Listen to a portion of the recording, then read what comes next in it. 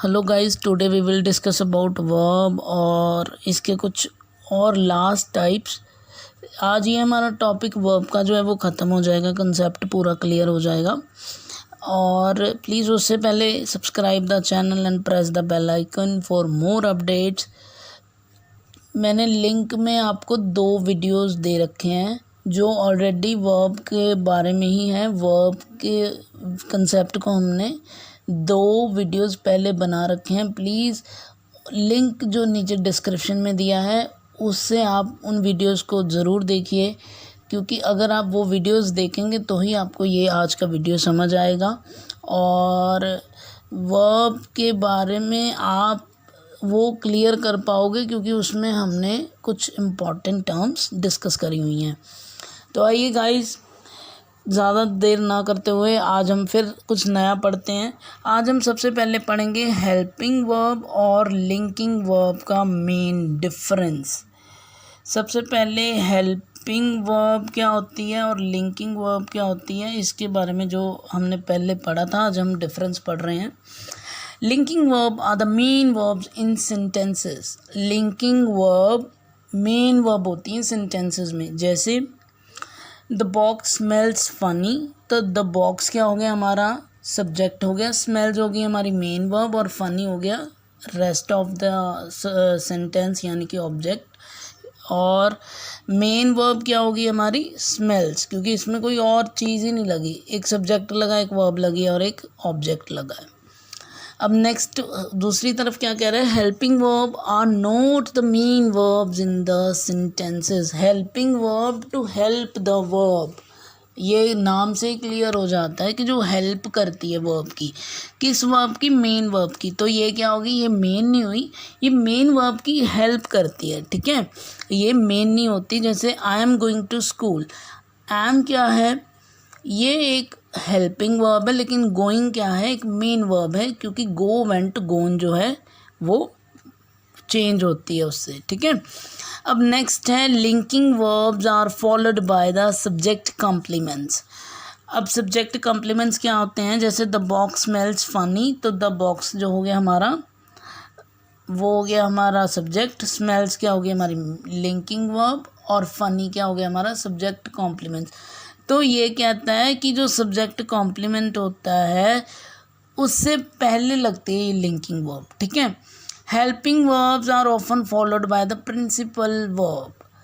और helping verb कब लगती है, ज़्यादातर कब लगती है, मेन वर्ब से जस्ट पहले। जैसे I am going to the school, तो गोइंग जो है हमारी मेन वर्ब है, गो से गोइंग बना है, तो उससे पहले लग गई, ठीक है, हेल्पिंग वर्ब। अब है linking verbs, link the subject and the subject complement. Linking verb subject को, सेंटेंस के सब्जेक्ट को और सब्जेक्ट के साथ किसे लिंक करती है, सब्जेक्ट कॉम्प्लीमेंट को। जैसे द बॉक्स स्मेल्स फनी में कैसे है, द बॉक्स क्या है हमारा सब्जेक्ट है, स्मेल्स जो है हमारी लिंकिंग वर्ब है और सब्जेक्ट कॉम्प्लीमेंट क्या है, फनी है। तो जो हमारा द बॉक्स और फनी को कौन जोड़ रहा है, लिंकिंग वर्ब यानी कि स्मेल्स। अब helping verbs add extra information about the action. Helping verb वो वर्ब होती हैं जो ऐड करती हैं एक्स्ट्रा इंफॉर्मेशन कि एक्शन कैसा हो रहा है उसके बारे में। आज जैसे I am going to the school, तो स्कूल कैसे होएगा कि उसने एक एक्स्ट्रा इन्फॉर्मेशन दे दी कि जो आपका एक्शन है वो कैसा हो रहा है, प्रेजेंट में हो रहा है, पास्ट में हो रहा है, या कैसा हो रहा है। तो ये क्या है, आपको एक्स्ट्रा इन्फॉर्मेशन देता है। Linking verbs are used to describe और identify the subject. Linking verb use होती हैं डिस्क्राइब और आइडेंटिफाई द सब्जेक्ट की उसकी सिचुएशन क्या है, स्टेटस क्या है उसका, कि वो कैसा है, ठीक है, आइडेंटिफाई करने के लिए होते हैं सब्जेक्ट को। जैसे द बॉक्स स्मेल्स फनी है, तो द बॉक्स की जो वो सिचुएशन है वो उसे प्रेजेंट करता है। हेल्पिंग वर्ब में ऐसा अलग है थोड़ा। Helping verbs are used to express an action और state of being. Helping verbs जो होती हैं वो एक्शन को एक्सप्रेस करती हैं और कि एक्शन हो रहा है, कौन सा एक्शन हो रहा है और वो स्टेट ऑफ बीइंग किस समय में हो रहा है, ठीक है, वो कब हो रहा है और किस समय में हो रहा है। नेक्स्ट है हमारा टाइप्स ऑफ वर्ब में, अब हमारा लास्ट है नॉन फाइनाइट वर्ब, जिसे हम आज करके ये वर्ब का टॉपिक ख़त्म करेंगे। तो सबसे पहले नॉन फाइनाइट वर्ब में हमारे पास क्या है, non finite verbs is a verb that is not finite. Non finite verb एक ऐसी वर्ब है जो फाइनाइट नहीं है, यानी कि फाइनाइट मतलब लिमिटेड नहीं है। फाइनाइट वर्ब लिमिटेड थी, नॉन फाइनाइट वर्ब अनलिमिटेड है। जैसे most non finite verbs found in English और इन्फिनेटिव, पार्टिसिपल्स एंड जीरंड्स। तो ये क्या है, ये 3 तरह की होती हैं, इन्फिनेटिव्स, पार्टिसिपल्स एंड जीरंड्स। आइए अब इनके टाइप्स पढ़ते हैं आगे। Infinitive verbs, it is used to explain why an action is done. अब ये बताती है कि एक्शन हो तो रहा है पर क्यों हो रहा है उसका। In other word it shows the purpose of an action, ये एक्शन का पर्पस शो करती हैं, ठीक है। It can use as verb as well as noun, और ये वर्ब और नाउन की तरह यूज़ हो सकती हैं। इसमें सिर्फ 2 चीज़ें ही हैं कि ये एक्शन के होने के पर्पस को रिप्रेजेंट करती हैं, और ये वर्ब और नाउन दोनों तरह इस्तेमाल हो सकती हैं। एग्जाम्पल से आपको क्लियर हो जाएगा। Examples of infinitive verbs we have, first example, I want to go there, मैं वहाँ जाना चाहता हूँ। I want to go there, वहाँ जाने की चाहत को उसने जो है मकसद बनाया, तो टू गो लग गया। तो टू गो क्या हमारी होगी, इन्फिनेटिव वर्ब। अब देखो कि आप बोलोगे कि वांट के साथ टू नहीं आया, गो के साथ क्यों टू आया। अब देखो, अगर आपको इन्फिनेटिव बनाना है ना, तो आप एक रूल समझो कि एक ही सेंटेंस में 2 मेन वर्ब्स नहीं लग सकती। जैसे वांट, वांटेड, वांटेड, गो, वेंट, गोन। तो ये दोनों ही जो फॉर्म्स हैं ये मेन हैं, लेकिन इस तरह से हम उसे यूज़ नहीं कर सकते, तो इसलिए टू लगाना पड़ा, ठीक है। अब I want to go there, मैं वहाँ जाना चाहता हूँ, मकसद क्या बताया, टू गो, जाने का, ठीक है। तो ये क्या हो गई हमारी इन्फिनेटिव वर्ब। अब next we have, she told me not to do that, उसने मुझे कहा कि ऐसा मत करो, ठीक है। अब इसमें क्या है, टोल्ड भी एक वर्ब है, main verb, tell, told, told, और टू डू, डिड, डन, ये भी एक वर्ब है। लेकिन डू को उसने क्या किया, पर्पस के लिए यूज़ किया है कि ऐसा ना करने के लिए, ठीक है, के लिए। तो आपका पर्पस हो गया डू, और अगर आपको पर्पस के साथ आपने इन्फिनेटिव में यूज़ करना है तो आपको टू भी सामने लगाना पड़ेगा। अब ये दोनों सेंटेंसेस में जो इन्फिनेटिव वर्ब है वो वर्ब की तरह इस्तेमाल हुई है, ठीक है। अब नेक्स्ट वर्ब जो इन्फिनेटिव वर्ब की जो हम एग्जांपल करेंगे उसमें वो नाउन की तरह इस्तेमाल हो रही है। जैसे to get the passport, fill this form.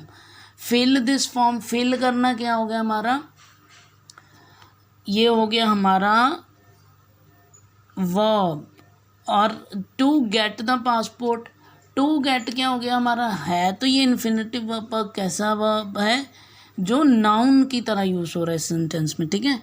Passport लेने के लिए आपको ये फॉर्म फिल करना पड़ेगा। अब यहाँ पे भी पर्पस आया कि अगर आपको वो फॉर्म मतलब पासपोर्ट चाहिए तो आपको फॉर्म जो है भरना पड़ेगा, ठीक है। टू गेट, सिंपल, आपको बस ये देखना है कि पर्पस के लिए हो, और अगर आप इन्फिनेटिव में बना रहे हो तो आपको कभी भी 2 मेन वर्ब एक ही सेंटेंसेस में नहीं बन सकती, तो आपको टू लगाना पड़ेगा। अब नेक्स्ट है हमारे पास gerund. A gerund is formed by adding ing to a verb, it functions as a noun. ये जो जीरंड है ना, ये ing को ऐड करके वर्ब में फिर बनते हैं, ठीक है, और ये नाउन की तरह इस्तेमाल होती हैं the subject in which the names are used in the sentences is used in the case of the object.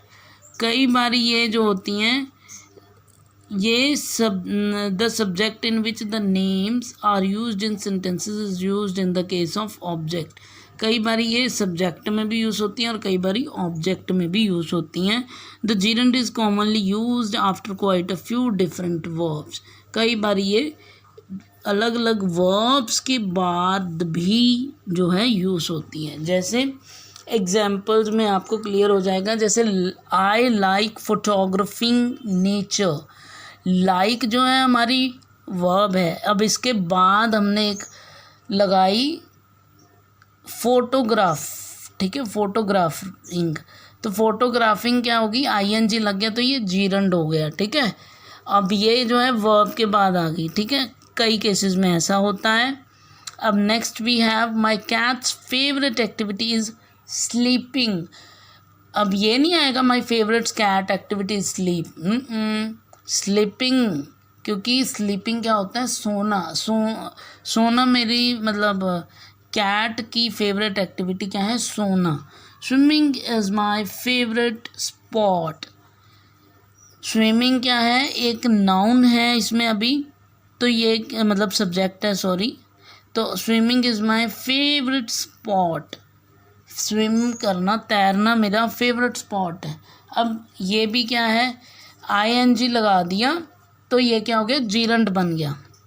आप तो ये नहीं ना कहते कि to swim is my favourite spot, ये गलत हो जाएगा, क्योंकि कुछ चीज़ें जो हैं वो जीरंड ही होती हैं, वो मतलब इंग्लिश का एक रूल है। अब नेक्स्ट है हमारे पास पार्टिसिपल। पार्टिसिपल क्या है, a form of verb that is used to indicate a past or ongoing action and that can be used like an adjective। अब आप ये देखो कि जीरंड जो है ना वो मेनली कहाँ यूज़ होता था, नाउन के फंक्शन में, ठीक है। वर्ब के साथ ING लगा दिए, वो नाउन के रूप में ज़्यादातर यूज़ होता था। लेकिन पार्टिसिपल क्या है, वो एज एन एडजेक्टिव यूज़ होता है। तभी मैं कह रहा हूँ कि आप पहले नाउन की वीडियो और ये वर्ब के पहले 2 सेक्शंस देख लो, ताकि आपको टर्म्स क्लियर हो जाएं, क्योंकि विदाउट दैट आपको ये कंसेप्ट समझ में नहीं आने वाला है, ठीक है।